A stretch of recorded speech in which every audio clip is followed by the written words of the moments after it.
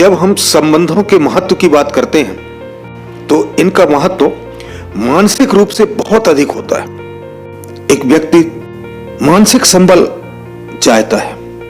एक बार एक व्यक्ति से बात हो रही थी, थोड़ा वो मानसिक रूप से परेशान थे और जब उनसे बात हुई तो उन्होंने बताया कि जब मैं कहीं पहुंचता हूं या जाता हूं तो मुझे लगता है कि कोई मेरी कुशलता के बारे में पूछे। जब मैं अपना खाना पूरा नहीं खाता हूं तो मुझे कोई प्यार से डांटे और थोड़ा सा और खाने के लिए फोर्स करे। जब मैं परेशानी में रहूं तो कोई मुझे गले लगाकर कहे कि कोई बात नहीं, सब ठीक हो जाएगा। जब मैं चिल्लाकर बोल रहा हूं तो कोई मुझे इशारे से करे। और जब मैं 10 मिनट ज्यादा सोऊं तो कोई मुझे उठने के लिए खींचे। जब मेरा हौसला घटने लगे तो कोई मुझे ढांढस बंधाए। जब मेरा हंसने का मन हो तो कोई बिना कारण ही मेरे साथ 2 मिनट हंस ले। ये बातें आपको छोटी लग रही होंगी, पर हम में से 90% का यही हाल है। बाकी के 10% रिलेशनशिप में परफेक्ट हैं और उन्हें इस तरह की समस्या नहीं है। सबसे पहले तो मैं क्लियर कर दूं कि यहां रिलेशनशिप से मेरा तात्पर्य विपरीत जेंडर से लव रिलेशन नहीं है। आप और हम लोगों के साथ रिलेशन में हर समय होते हैं। हम इस दुनिया में आते अकेले हैं और जाते भी अकेले हैं, परंतु जो बीच का सफर है उसमें खुद को दूसरों से अलग रखना लगभग असंभव है। आपको माता पिता का प्यार भी चाहिए, आपको पड़ोसियों, सहपाठियों, सहकर्मियों, मित्रों, सबसे मधुर संबंध भी चाहिए, आपको भाई बहन का प्यार भी चाहिए, आपको दादा दादी का आशीर्वाद भी चाहिए, आपको शिक्षकों से अच्छे संबंध चाहिए, बॉस से अच्छे संबंध चाहिए, सबॉर्डिनेट से अच्छे संबंध चाहिए। आप हर मिलने जुलने वालों से अच्छे संबंध चाहते हैं।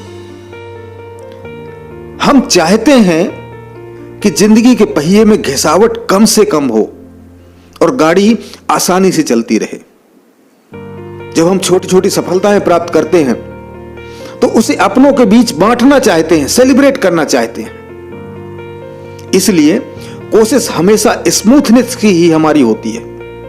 वो अलग बात है कि कभी कभी कुछ समस्याएं या तो हमारे खुद की वजह से या दूसरों की वजह से आ जाती हैं, परंतु कोशिश यही करें कि ऐसी समस्याएं कम से कम आएं। इसलिए अच्छे रिलेशनशिप्स का बहुत ही ज्यादा महत्व है।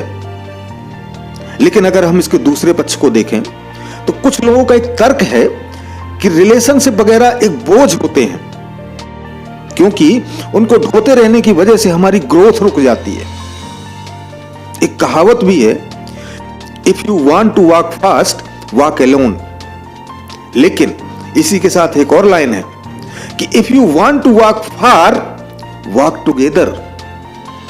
ऐसा इसलिए कहा गया है क्योंकि ठीक है कि आप सेल्फ सेंटर्ड होकर कुछ दूरी बहुत तेजी से तय कर लेंगे, लेकिन जीवन में कभी ना कभी, कहीं ना कहीं ऐसा मोड़ आता है जब व्यक्ति या तो मानसिक या भौतिक रूप से थकने लगता है और तब उसे अपने संबंधों की याद आती है।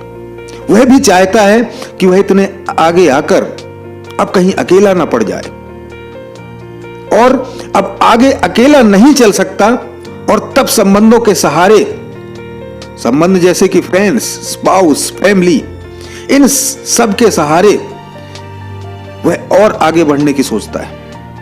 इनसे ढांढस मिलती है, ये उसकी पीठ थपथपाते हैं, गले लगाते हैं और एक हिम्मत देते हैं, जिससे फिर ऊर्जा का संचार होता है और फिर सफर बढ़ चलता है।